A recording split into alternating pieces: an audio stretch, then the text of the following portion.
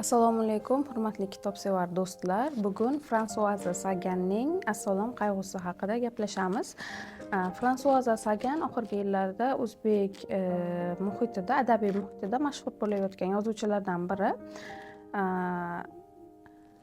Avval kitoblari haqida masalan men eshitgan edim, lekin o'zbek tilida o'qimagandim. Faqat o'sha ko'lmakda aks etgan Quyosh shu'lasining tarjimasi borligi haqida bilardim, lekin ommaviy holda qiziqish ko'rmagandim Saganga nisbatan. Oxirgi yillarda esa o'sha Fransuaza Saganga ommaviy qiziqishni vujudga kelganini ko'rdim. Fransuaza Sagan fransuz yozuvchi ayol sanaladi.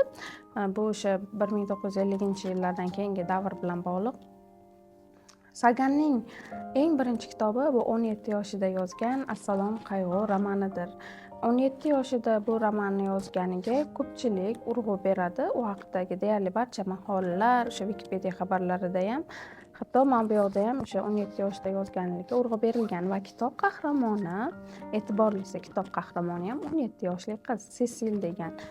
Bir qarashda o'ylaysiz, bu avtobiografik asarmi? Chunki Saganning o'zi ham o'sha paytda onasidan ajralgan bo'lgan, otasi bilan yashagan, o'sha Sesil bilan voqealar parallel kechadi. Hayotidagi voqealar va asardagi Sesilning hayoti bilan parallel kechadi. Va mana shu kitobni mashhur bo'lishida otasining ham xizmati katta. Otasi bilan Sagan juda qaynoq va yaqin aloqada bo'lgan, do'stona. Kitobingni aytadi otasi, hazil, balki chin ma'nodadir, kitobingni o'zim mashhur qilib beraman, qora piar yo'li bilan degan gaplari bor. Otasi bilan haqiqatdan juda yaqin bo'lgan Sagan va asarda ham, Assalom qayg'u asarida ham Sesil va otasi juda ham yaqin, ajralmas do'st. Hatto Sesil shu darajadagi 17 yoshli qiz otasini sevgan ayollariga ham ta'sir o'tkaza oladi. Ya'ni otasiga ta'sir o'tkaza olgani uchun otasini sevgan ayollar bu qiz bilan hisoblashishga majbur. Asar nima uchun qayg'u haqida, nima uchun Assalom qayg'u? Men kitobni o'qiganimda shu savolga javob qidirganman va tushunganmanki, 17 yoshidan boshlab Sesilda o'zini tahlil qilish boshlanadi. O'zidan uyalish, o'zidan qoniqmaslik, nima yaxshi, nima yomon, bu haqida doimiy tahlil boshlanadi va o'sha joyda uning hayotiga qayg'u kirib keladi. Assalom qayg'u o'sha o'zini tahlil qilish boshlangan joydan qayg'u boshlanishiga qo'yilgan bir haykal deb o'ylayman. Har qanday o'smir yoshidagi yoshlar buni o'qishi kerak, o'zini tushuna olishi uchun. Umuman asar juda ziddiyatli, juda jonli asar. Haqiqatdan o'sha postmodern dunyoni muhim savollari o'rtaga tashlanadi. Nima muhim degan?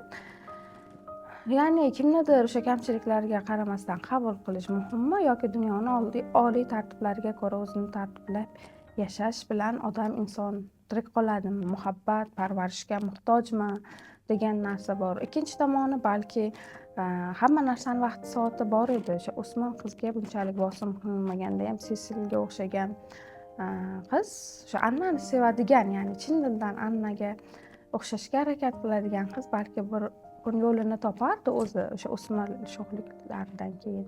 Afsuski bungacha qahramonlarimiz kutolmaydi, o'sha bir-biriga betoqatlik ikki tomonni ham halokatga olib keladi. Asosiysi bu yoqda Assalom qayg'u deyilishiga sabab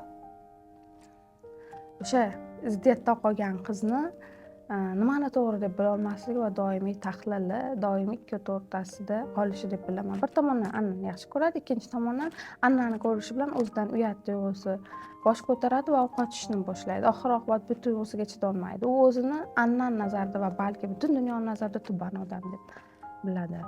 Va Anna o'lgandan keyin ham o'zini kechira olmaydi va mangu qayg'u bilan yashashga mahkumligini tushunadi. Asar shu haqida.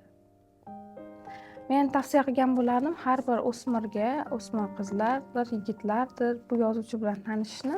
Asarning mohiyatidan, ma'nosidan tashqari Saganning uslubi ham sizni maftun qiladi. Tavsiya qilardim, albatta o'qishni aynan uslub uchun ham o'qish kerak deb o'ylayman.